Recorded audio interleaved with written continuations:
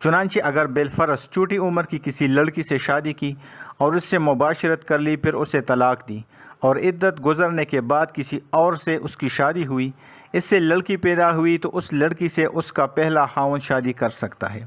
کیونکہ اس لڑکی کی ماں سے اس شخص نے اس کی صغیر سنی میں شادی کی تھی، یعنی چھوٹی عمر میں شادی کی تھی۔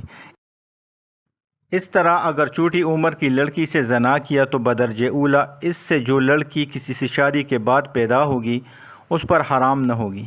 پھر یہ ہے کہ مرد کی مباشرت کی وجہ سے اس عورت کی لڑکی کا حرام ہونا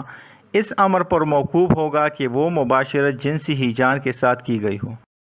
پس اگر کسی خالی از شہوت یعنی نابالغ لڑکے نے اپنے باپ کی بیوی یعنی سوتیلی ماں سے مباشرت کی تو وہ عورت اس کے باپ پر حرام نہ ہوگی، کیونکہ یہ مباشرت جنسی ہیجان کے